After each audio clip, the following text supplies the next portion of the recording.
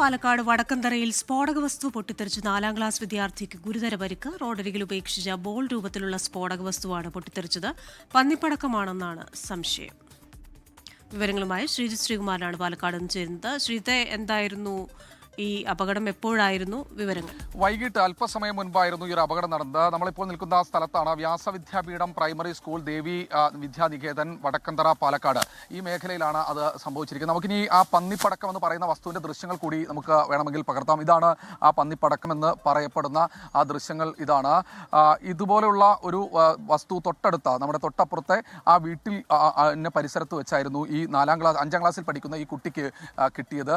എന്തായാലും ഇത് പെട്ടെന്ന് തന്നെ കല്ലുകൊണ്ട് കുത്തിപ്പൊട്ടിക്കാൻ നോക്കിയെന്നാണ് പറയുന്നത്.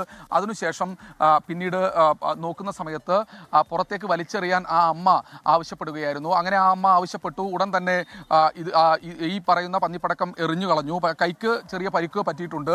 എന്തായാലും ഈ നാട്ടുകാരൊക്കെ തന്നെ വലിയ ഭയത്തിലാണ്. നമുക്ക് ഇവിടുത്തെ വാർഡ് കൗൺസിലറോട് ചോദിക്കാം. പടക്കമാണെന്ന് തന്നെയല്ലേ നമ്മൾ കരുതി വരുന്നത്? പോലീസുകാർ പറഞ്ഞത് ഒരു പഴകിയ സാധനം എന്നാണ് പറഞ്ഞത്. പന്നിപ്പടക്കം പോലത്തെ എന്തോ ഒരു സാധനമാണ്. എവിടുന്ന് വന്നതെന്ന് അറിഞ്ഞിട്ടില്ല. 5 ഉണ്ടായിരുന്നത്, അതിൽ ഒരെണ്ണം പൊട്ടി. ബാക്കി പ്രശ്നങ്ങളൊന്നും ഇല്ല, നിസ്സാര പരിക്കുകളുള്ളൂ. പൊട്ടിയ സമയത്ത് അമ്മയ്ക്കും കാലിൽ ചെറിയൊരു പരിക്കുള്ളൂ.